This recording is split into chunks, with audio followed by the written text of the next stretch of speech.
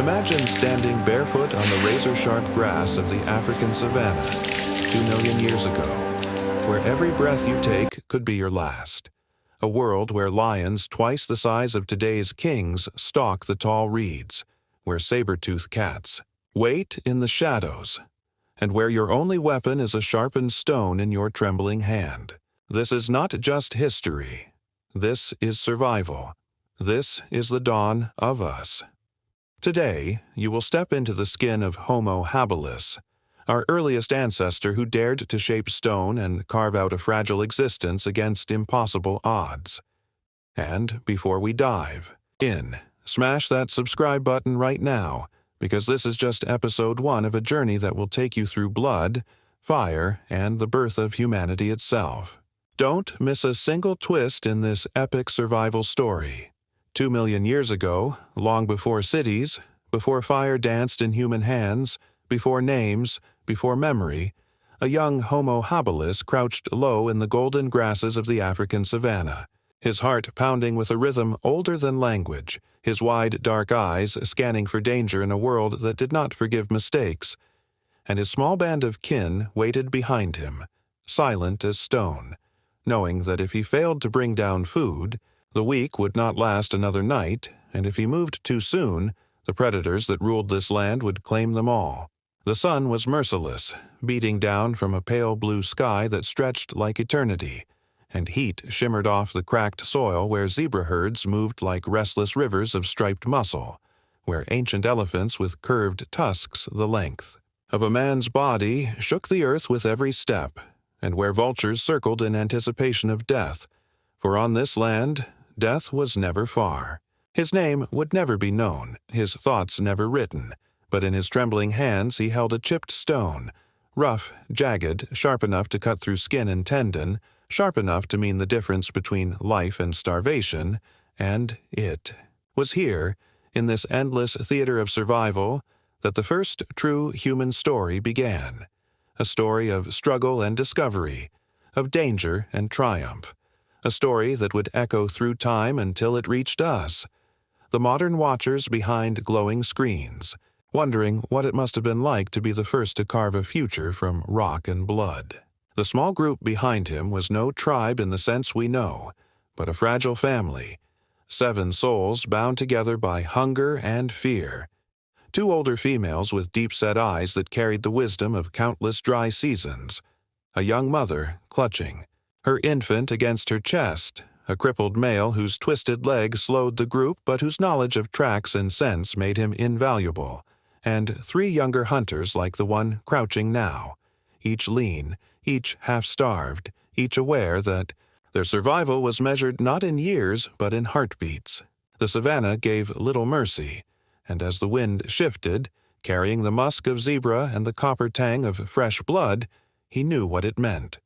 Lions were near, hidden in the tall grass, stalking the same prey his band hoped to scavenge, for Homo habilis was not yet the master hunter, but the desperate opportunist, waiting for giants to kill so that he might steal scraps. His pulse raced as he glanced back at his kin, their faces taut with silent pleading, and in that moment he was torn between courage and terror, because one wrong step could draw the lions to them, but one hesitation could mean starvation.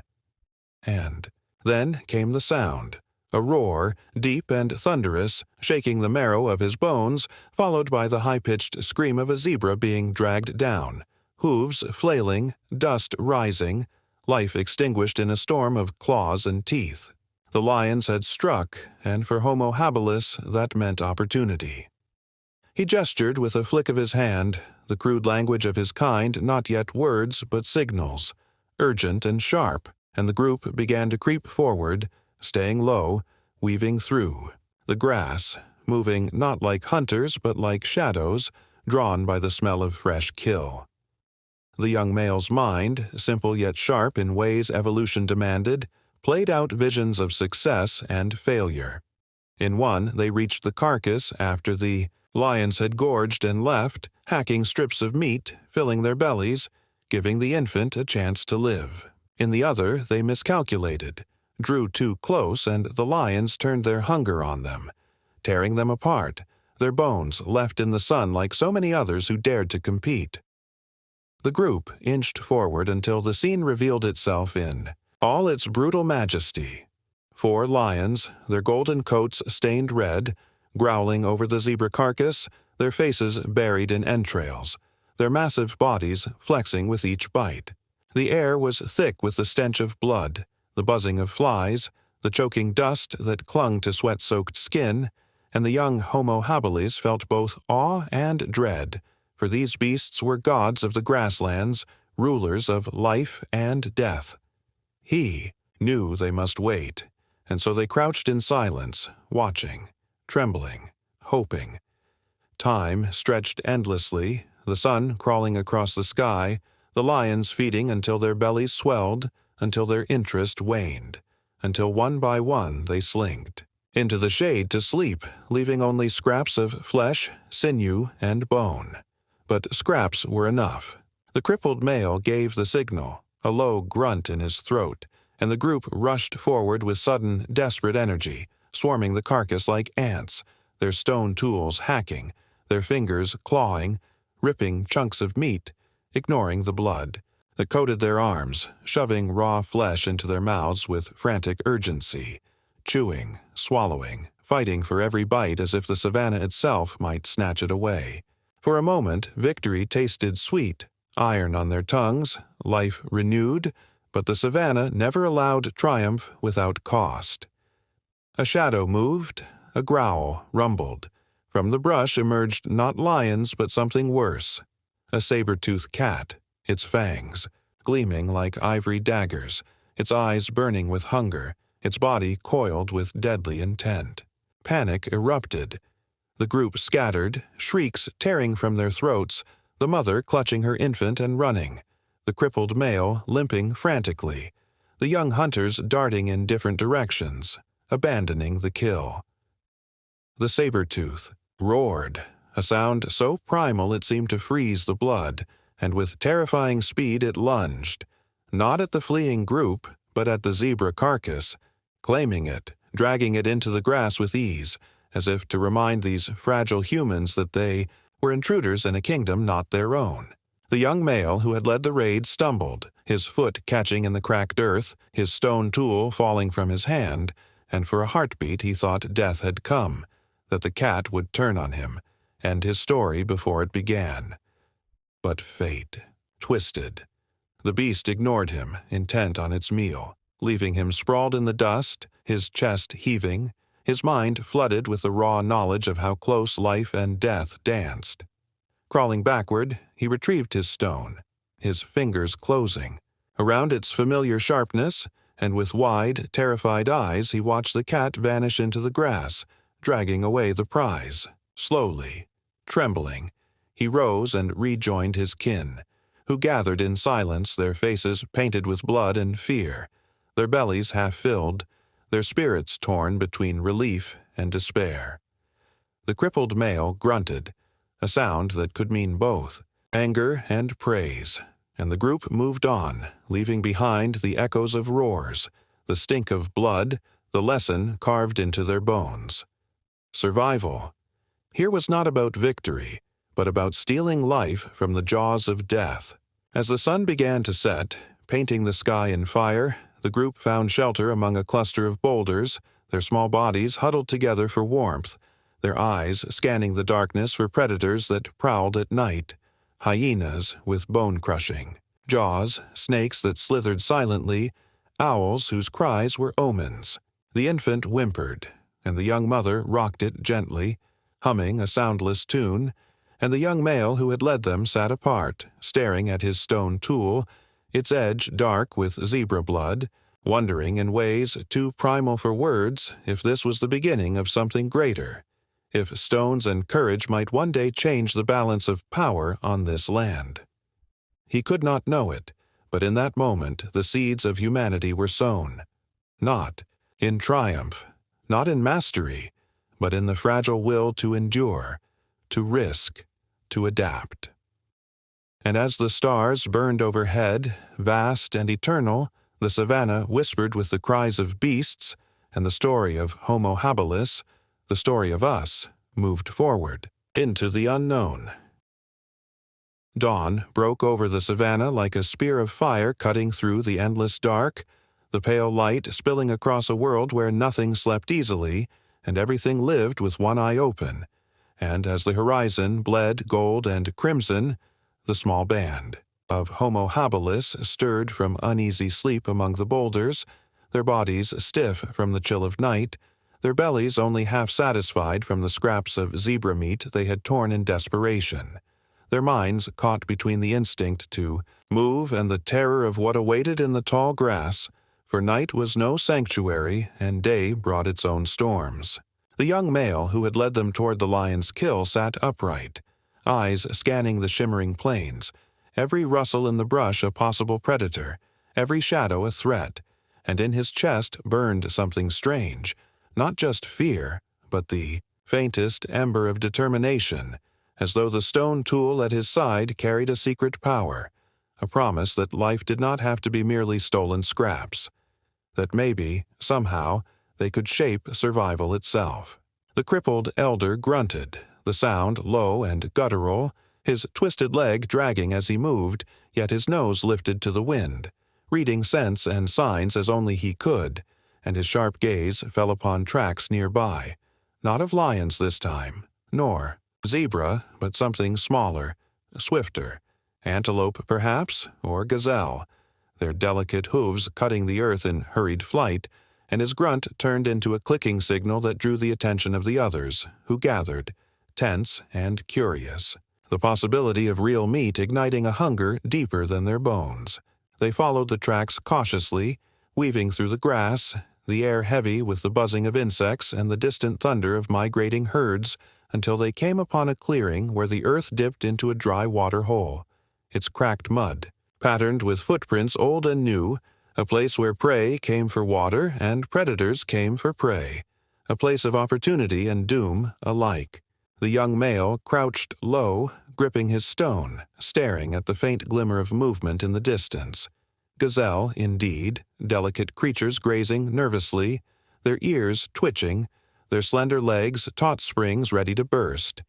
And though Homo habilis had never brought down such prey before, something in his chest surged, an instinct not quite formed into strategy but burning nonetheless. If lions could kill, why couldn't they? He gestured awkwardly, signaling the others who responded with confusion, their eyes wide, their hands tightening around their crude stones, for to chase prey was madness. To hunt was death, and yet hunger makes fools of caution, and so, against the rhythm of a million years, the band of Homo habilis attempted what had never been their way. They hunted. They crept closer, hearts hammering, every breath ragged, the gazelle lifting their heads, sensing wrongness in the air, and then, with a cry that was not language but raw desperation, the young male charged, his feet pounding the earth, his kin erupting behind him in a storm of grunts and shouts. Stones clutched high, their bodies propelled not by skill but by need, and for a moment it seemed the impossible might happen. The gazelle startled, scattered, bolted, but one stumbled. On the cracked earth, its leg catching, its body tumbling, and in that heartbeat of chaos, the hunters swarmed. They fell upon the gazelle like shadows made flesh, their crude tools hacking, their teeth biting, their voices rising in shrill triumph as the animal struggled, kicked, screamed, but numbers overwhelmed, and soon the earth was painted with its blood, and Homo habilis, for the first time, had killed not by chance, not by theft, but by choice. The group tore at the carcass with wild urgency, meat filling their mouths, blood streaking their skin, and for a fleeting moment they were not scavengers but predators, tasting the intoxicating thrill of victory. But the savannah was never silent, never forgiving, and in the distance came a sound that froze their joy into dread, the cackling laughter of hyenas, dozens of them, drawn by blood, by cries, by fate. The young male's eyes widened as the spotted shapes emerged, gaunt but powerful, jaws designed to crush bone, their numbers overwhelming, their hunger merciless, and in an instant, triumph twisted to terror. The crippled elder barked a warning grunt, but it was too late. The hyenas charged. Chaos exploded. The small band shrieked, grabbed what they could, fled in all directions, clutching scraps of meat, dragging limbs of gazelle, desperate to keep something, anything, while the hyenas swarmed the kill, their cackles echoing through the plains, their teeth tearing, their power undeniable. The young male ran with a strip of flesh clenched between his teeth, his hands gripping his stone, his legs burning with effort, the world a blur of dust and terror, hyenas snapping at his heels until he reached the boulders once more, panting, shaking, collapsing against the stone, his heart pounding like a drum. One by one, the others stumbled in, some with scraps, some empty-handed, all bloodied, terrified, alive. They huddled together, their breaths ragged, their eyes darting, listening to the distant feast as the hyenas devoured what they had claimed. And in the silence after, something unspoken passed among them. They had hunted, they had succeeded, and though they had lost much, they had tasted possibility. The young male stared at his blood-soaked hands, at the jagged stone that had opened flesh, and a flicker of realization, primitive and raw, coursed through him. This stone was more than chance. It was power, and power could grow. Days passed in restless cycles of hunger and danger. Each sunrise a gamble, each sunset a fragile victory. They scavenged what they could, dug for roots, cracked nuts between stones, sucked marrow from bones left by predators. But the young male could not forget the gazelle, could not forget the thrill of the chase, the moment where weakness turned into something more, and in his restless energy he began to strike stones together, experimenting, chipping, shaping, his clumsy hands learning. By accident what no other creature on earth had dared, the crafting of tools. The first flakes were small, brittle, cutting his skin as often as they cut wood or hide. But over time the edges grew sharper, the shapes more deliberate, and soon he held in his hand not just a stone, but a weapon, a hand axe, crude but purposeful, a shard of will against the endless savanna. The crippled elder watched, grunting approval. The young mother glanced with wary awe. The others mimicked, clumsily at first, then with growing skill, until the band was no longer empty-handed wanderers, but a group armed with sharp edges, each stone a promise that they were not powerless, not entirely prey. Yet the savanna did not bend easily, and as if to test their newfound courage, the dry season came, harsher than memory, the rivers shrinking to mud, the herds moving farther and farther, the predators hungrier, bolder, more relentless. One evening, as the sun fell and shadows stretched long, the group stumbled upon another band of Homo habilis, strangers, not kin, gathered near a shallow stream, their faces painted with suspicion, their hands clutching stones, their bodies tense as bowstrings. For the first time, the young male realized they were not alone in this ancient struggle, that others like them roamed the same unforgiving land, and with that came danger not from beasts, but from their own kind. The two groups stared across, the water, grunting, shrieking, raising stones, each unsure whether the other meant alliance or death, and for a heartbeat the world seemed poised on the edge of its first war. The young male, his chest heaving, his hand gripping his sharpened axe, felt a strange stirring inside, not rage, not fear, but something new, a desire to show strength without fighting, to claim space without blood, to test whether survival required kinship as well as courage. He lifted his stone, struck it against another, sending sparks of sound into the air, and the rival group paused, watching, confused. For long moments they studied each other, their cries echoing, their signals clumsy, until, slowly, the rivals backed away, disappearing into the grass, leaving the water, the night, and a new question behind. What if the greatest danger was not lions or hyenas, but themselves? That night, as the group huddled once more beneath the indifferent stars, the young male stared at the hand axe resting at his side, and though no words formed, though no stories were told, The truth shimmered in his mind like fire yet to be tamed. Survival was no longer just about running, hiding, stealing. It was about shaping, creating, daring. And in that fragile understanding, in that unspoken vision, humanity inched forward, one chipped stone at a time,